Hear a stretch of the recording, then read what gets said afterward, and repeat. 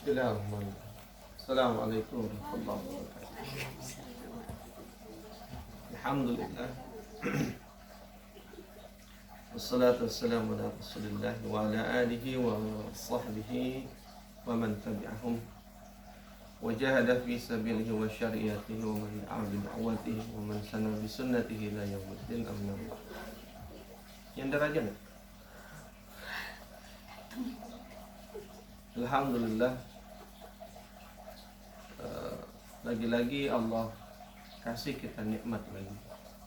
Allah kasih kita nikmat hidup hingga kita bangun di subuh ini. Berapa banyak orang yang tidak bangun. Bukan hanya bangun, tapi juga Allah berikan kita sehat. Sehat itu fisik kita, tubuh kita. Kita nggak sakit, mata kita bisa lihat, telinga kita bisa dengar, mulut kita bisa bicara, tangan kita bisa megang, kaki kita bisa jalan, itu sehat. Dan afiat itu nih, hati kita sehat.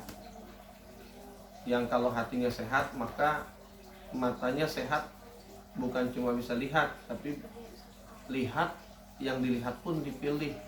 Yang hanya dihalalkan Allah dia lihat, tapi yang diharamkan Allah dia nggak lihat. Telinganya bukan cuma bisa dengar, tapi yang didengar pun yang sehat. Yang dihalalkan sama Allah didengar, yang diharamkan sama Allah nggak didengar. Mulutnya begitu juga, bukan cuma sekedar bisa bicara, tapi yang dibicarakan pun sehat. Yang dibicarakan yang dihalalkan Allah, yang diharamkan tidak dibicarakan. Tangannya, kakinya, itu namanya afiat. Makanya sehat wal afiyah. Sehat doang ya. Orang kafir juga sehat ya. Orang musyrik juga sehat, tapi mereka belum tentu afiat, atau bahkan tidak afiat. Bukan hanya afiat, tapi juga Allah kasih kita iman dan Islam. Yang dengan iman dan Islam itu, bahkan yang baik-baik yang kita lakukan itu berpahala, bernilai di hadapan Allah. Dan kalau bernilai di hadapan Allah, itulah menjadi sebab Allah suka, sayang sama kita. Yang kemarin Umi bilang, mencari rahmat Allah. Dan kalau sudah Allah sayang, rahmat Allah itu yang bikin kita, kalau bahasa Umi, selamat dunia dan akhirat. Kalau bahasa hadis Nabi itu, yang menyebabkan kita masuk ke dalam surganya. Pernah satu kali Rasulullah begini nih sama sahabat lagi ngaji. Tahu-tahu Rasulullah belum buka, belum ngomong apa-apa, langsung bilang, sesungguhnya kita semua yang ada di tempat ini akan masuk ke dalam nerakanya Allah.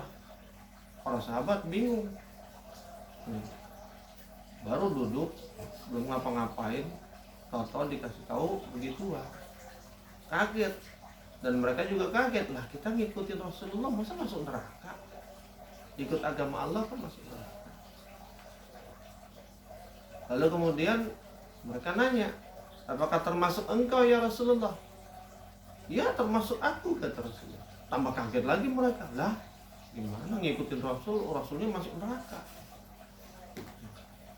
Nah, ketika bengong begitu, Rasulullah nggak membiarkan sahabatnya bengongnya kelamaan, karena kalau bengongnya kelamaan kasihan. Lalu kata Rasulullah, kecuali siapa-siapa di antara kita yang Allah memberikan rahmat atasnya. Jadi kita nggak bisa masuk surga karena pahala-pahala kita. Kemarin yang Umi bilang, rugi kita kalau cuma sekedar ngarepin pahala. Kalau pahala mah pasti dapat. Fa inna ma'al usri yusra, gimana? Wa may ya'mal mithqala dzarratin khairan yarah wa may ya'mal mithqala dzarratin syarran. Semua kebaikan sekecil biji zarah aja pasti dibalas sama Allah, dikasih pahala. Jadi ngapain kita berharap yang pasti dikasih? Tamu datang ke rumah orang, nggak perlu ngarepin air, karena pasti dikasih air. Ngarepin yang belum tentu dikasih, apa? Kasih kebuli, nah itu boleh diharapin. Gitu. Kenapa belum tentu dikasih nasi kebuli? kedengeran kenceng banget.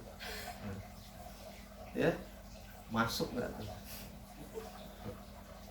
Jadi kalau datang misalnya namu, mudah-mudahan dapat nasi kebuli, itu boleh diharapin karena belum tentu dapat. Tapi kalau mudah-mudahan dikasih minum, itu namanya sayang, berharap sesuatu yang pasti dikasih. Karena kalau ada orang namu nggak dikasih air mah kebangetan banget tuh rumahnya. Jadi pahala itu fama ya'mal mithqala dzarratin khairan yarah. Kecil sebesar biji zarah aja sama Allah dikasih pahala, dikasih balasan. Apalagi yang gede, gak usah diharapin pahala, pasti dikasih sama Allah. Yang penting apa? Kita ikhlas. Nah yang belum tentu dikasih sama Allah, diterima nggak amal kita itu? Nah syarat diterima apa? Ikhlas. Gimana caranya ikhlas? Ya karena Allah aja ngerjainnya, nggak karena apa-apa. Jadi kalau kita karena Allah, pahalanya pasti dapat. Terus yang belum tentu kita dapat apa? Ridha Allah kita dapat dulu. Kalau Allah ridha, Allah pasti rahmati kita. Kalau Allah ridha, bahasanya apa di Al-Quran? Kenapa kita cari ridha Allah? Karena kalau Allah ridha, ya ayyatuhan nafsul mutmainnah irji'i ila rabbiki radiyatan mardiyah. Orang yang ridha dan Allah ridha, dia ridha sama Allah, Allah ridha sama dia, fadkhuli fi ibadi, kata Allah. Masuk ke dalam golongan hamba-hamba. Wadkhuli jannati. Bukan kita minta masuk surga, nah Allah ngundang kita masuk surga. Wadkhuli jannati. Yuk masuk kalian ke surga. Kalau ridha Allah kita dapat. Jadi ridha itu, ketika kita dapat ridha Allah, kita pasti dapat rahmat Allah, kasih sayang dari Allah. Ya, jadi kalau yang kita lakukan semuanya atas dasar iman dan Islam, kemudian kita cari ikhlas, dapat ridha dari Allah, maka akan kita dapatkan rahmat Allah. Bayangkan Rasulullah, kita semua akan masuk neraka kecuali mereka yang Allah berikan rahmat atasnya. Rahmat Allah lah kasih ke siapa? Tadi ke orang-orang ya yang beramal, tapi yang amalnya atas dasar keikhlasan. Jadi jangan cuma sekedar dapat pahala, jangan cuma sekedar dapat ini dapat itu. Ya. Sama kita yang bahas ini nih, ya, kitab Syama'il juga bukan sekedar pakai cincin, pakai khuf, tapi kalau ditanya kenapa? Satu, Imam Ali radhiyallahu an itu pernah nak satu hari setelah Rasulullah wafat, ya, dia bawa rombongan kafilah kaum muslimin. Tiba-tiba ketika lagi di perjalanan jauh, tiba-tiba ketika tiba di satu tempat itu ada pohon di situ, di tempat itu ada satu pohon. Kemudian apa? Dia bermutarin pohon itu, baru jalan lagi. Jadi yang ngikut pada bingung. Ngapa nggak lurus aja sih pakai muterin itu pohon? Ketika ditanya, ya Ali, kenapa engkau lakukan itu? Kenapa engkau berputar? Apa kata Ali? Dulu aku pernah jalan bersama Rasulullah melewati tempat ini dan Rasulullah memutari pohon ini, maka aku lakukan itu. Ini semata-mata kenapa? Karena Rasulullah ngerjain. Itu doang. Nggak perlu alasan. Kenapa sih dikerjain? Gak ada pahala? Bukan. Sehat? Bukan. Beruntung? Bukan. Dapat rezeki? Bukan. Tapi karena Rasulullah kerjain. Itu aja. Karena yang Rasulullah kerjain nggak mungkin nggak manfaat. Jadi kita pasti dapat manfaat. Yang Rasulullah kerjain nggak mungkin bikin kita sakit. Jadi kita pasti dapat sehatnya. Jadi yang pasti-pasti itu nggak usah terlalu dipikirin banget, karena pasti dapat. Sumu tasihu, puasa maka akan sehat. Nggak usah ngarepin sehat puasa. Kenapa? Karena pasti sehat. Tapi yang diharapin apa? Yang belum tentu didapat dengan puasa itu apa? Takwa. Maka gimana supaya puasa kita bisa bikin kita enak ya? Nah berikutnya ya. Ini kita masuk bab yang ke-12. Bab yang ke-12 ada beberapa hadis ya, karena agak panjang kita parok aja. Bab tentang babu ma jaa fi takhattumi Rasulillah sallallahu alaihi wasallam. Bab tentang cara Rasulullah memakai cincin. Nah, kemarin cincinnya Rasulullah seperti apa? Sekarang gimana Rasulullah memakai cincin? Khalifah. Nah, mau tahu Rasulullah memakai cincin nggak? Hadis yang ke-90. Ya, dalam suatu riwayat yang bersumber dari Ali bin Abi Thalib radhiyallahu an dikemukakan inna nabiyya sallallahu alaihi wasallam kana yalbasu khatamahu fi yaminihi. Sesungguhnya Nabi sallallahu alaihi wasallam memakai cincinnya di jari tangan kanannya.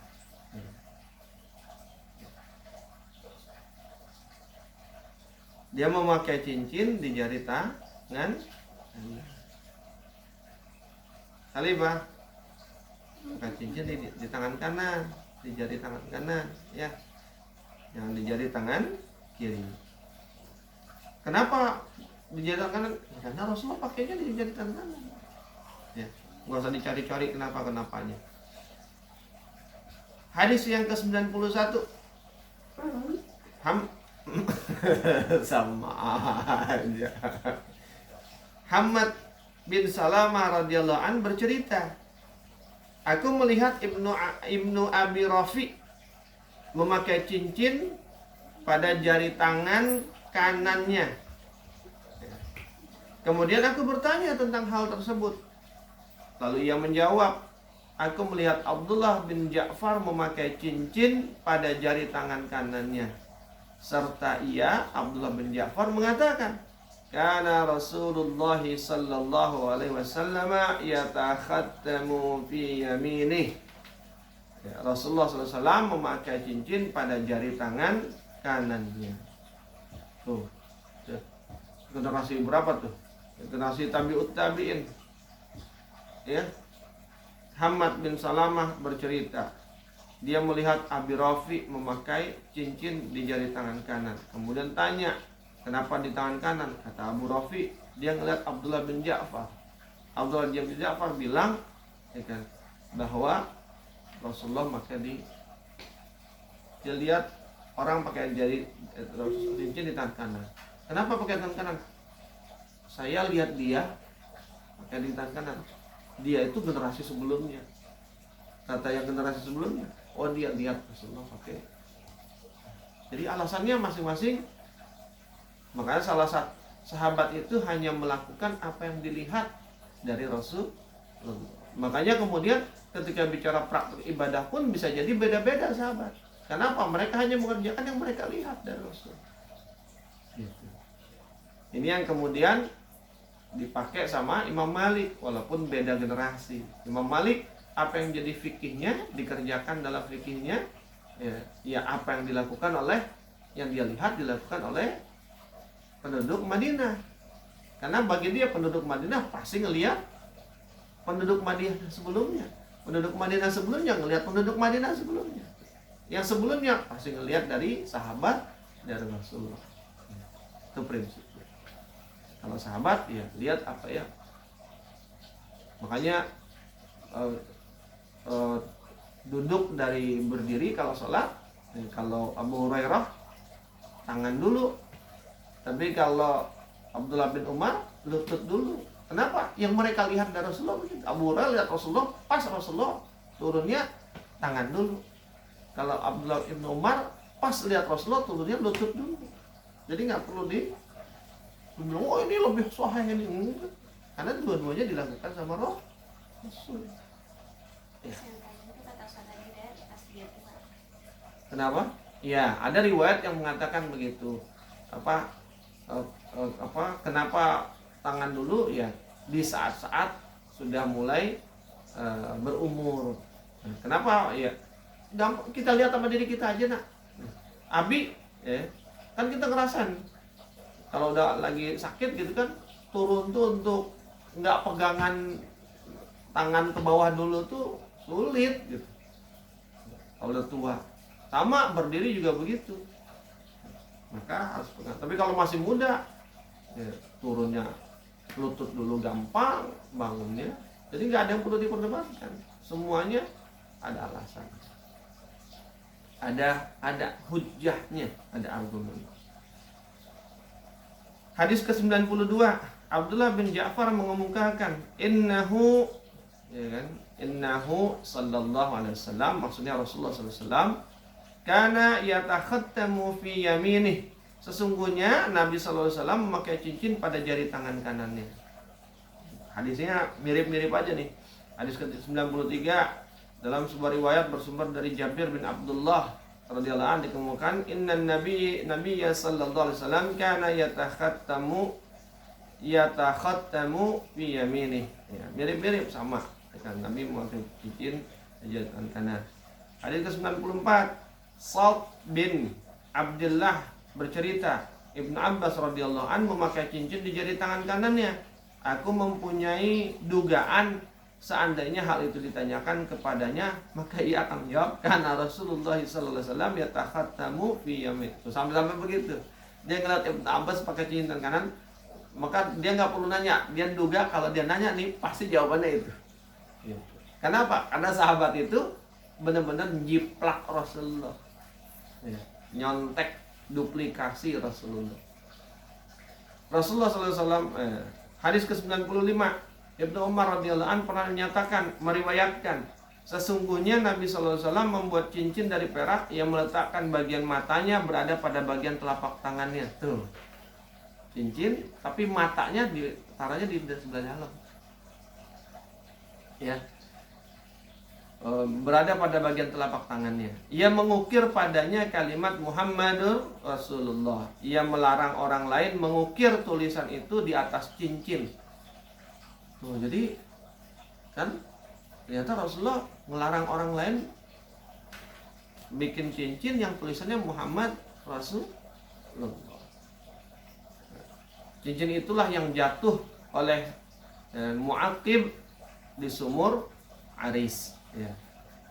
Oleh Mu'aqib. Mu'aqib ini adalah seorang sahabat Nabi yang ikut serta dalam Ghazwah Badar dan pernah pula hijrah ke Abyssinia. Berarti sama Ja'far kan? Abu Bakar radhiyallahu an, Umar dan Utsman mengangkatnya menjadi pejabat yang mengurus Baitul Mal. Ia pula yang ditugasi mengurus cincin Nabi sampai terjatuh di sumur Aris. Pada riwayat Bukhari, cincin itu jatuh dari tangan Utsman radhiyallahu an, yaitu pada mulanya Utsman duduk di tepi sumur itu, kemudian mengeluarkan cincin itu dan mempermainkannya, namun terjatuh ke dalam sumur. Jadi ada dua riwayat. Satu riwayat mengatakan ini yang tadi yang dikatakan yang jatuhin adalah Mu'aqib, ya, dari Ibnu Umar, ya kan,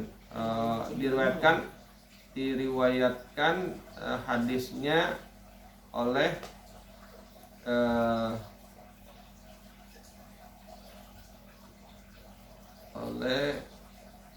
siapa nih?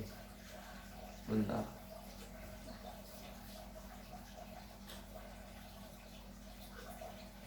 Ada banyak ya, ada Abu Daud macam-macam. Tapi di sini disebutkan yang riwayat Bukhari mengatakan bukan Mu'aqib tapi Utsman.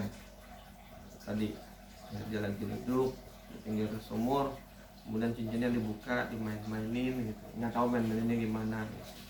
Yang jelas bukan di sini. Terus akhirnya jatuh sumur Aris. Tanggung ya, tinggal dikit. Iya, dibacain aja, nggak usah dibahas. Tanggung, tinggal dikit, sayang.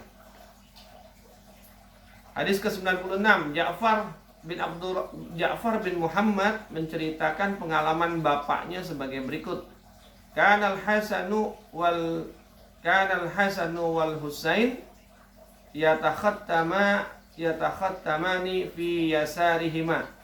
Hasan dan Husain radhiyallahu anhum memakai cincin di jari tangan kiri mereka. Ya, yatakhattamani fi yasarihim, ya. Memakai cincin di tangan kiri mereka. Ada penjelasannya, kemungkinan perbuatan Hasan dan Husain itu masih mengikuti perbuatan Nabi SAW, karena beliau pun kadang-kadang memakai cincin di tangan kiri. Tuh, jadi boleh sebulannya pakai di tangan kiri, karena Hasan dan Husain melakukannya, nggak mungkin kalau dia melakukan yang bertentangan dengan yang Rasulullah lakukan. Hadis terakhir, Anas bin Malik radhiyallahu an bercerita, innahu sallallahu alaihi wasallam kana yatakhattamu fi yamini. Sama, Rasulullah memakai cincin di jari tangan kanannya. Menurut Abu Isa itu Imam Tirmizi ya yang nulis kitab ini. Jadi nama kunyahnya Abu Isa. Hadis ini gharib ya. Ia tidak pernah menemukan adanya hadis yang diriwayatkan oleh Sa'id bin Abi Arubah dari Qatadah dari Anas bin Malik dari Nabi SAW. Selain ini ada juga hadis yang diriwayatkan oleh sebagian sahabat dari Qatadah yang bersumber dari Anas bin Malik yang isinya Rasulullah SAW memakai cincin di tangan kirinya. Hadis ini pun tidak sahih. Masih ada hadis terakhir. Dalam sebuah riwayat yang bersumber dari Nafi' bin Umar radhiyallahu an diungkapkan Rasulullah SAW membuat cincin dari emas kemudian dipakai di jari tangan kanannya. Maka orang-orang pun membuat cincin dari emas. Kemudian cincin itu dilemparkan oleh Rasulullah SAW seraya bersabda, aku tak akan memakainya lagi untuk selama-lamanya. Orang-orang pun melemparkan cincin mereka. Jadi pernah buat pakai cincin dari emas cincinnya, tapi kemudian dibuang sama Rasulullah dan dia mengatakan, ya kan, waqala la albasuhu abadan. La albasuhu abadan. Tidak akan memakainya selamanya. Fatarahan nasu khawatimahum, dan kemudian manusia pun mengikutinya, ya, membuangnya dan tidak. Itu yang bisa Abi sampaikan dan Abi bacain, mudah-mudahan manfaat. Jadi ya Khalifah boleh pakai cincin, boleh. Di sebelah mana? Sebelah kanan ya. Gak boleh yang pakai emas ya. Tuh, makanya Abi juga waktu nikah sama Umi, mas kawinnya cuma buat Umi doang, Abi enggak. Ya, buat apaan dibeli kalau kagak dipakai? Itu aja, mudah-mudahan bermanfaat. Mudah-mudahan kita makin kenal Rasulullah SAW. Dan kalau makin kenal kita makin cinta sama Rasulullah. Kalau kita makin cinta sama Rasulullah, kita makin suka untuk mencontohnya. Dan akhirnya Rasulullah mencintai kita. Dan akhirnya Rasulullah dengan izin Allah memberikan syafaat untuk kita. Salah satu syafaatul kubra, syafaat yang terbesar adalah syafaat melalui Rasulullah Sallallahu Alaihi Wasallam. Dan mudah-mudahan Allah masukkan kita ke dalam surga bersama dengan Rasulullah SAW, sama-sama rame-rame. Amin ya Allah ya Rabbal Alamin. Kita tutup dengan istighfar, alhamdulillah, dan tasbih kifaratul majlis. Astagfirullahaladzim. Alhamdulillah Rabbil Alamin. Subhanakallahumma wa bihamdika asyhadu an la ilaha illa anta astaghfiruka wa atubu ilaik. Afu minkum billahi taufiq wal hidayah. Assalamualaikum warahmatullahi wabarakatuh.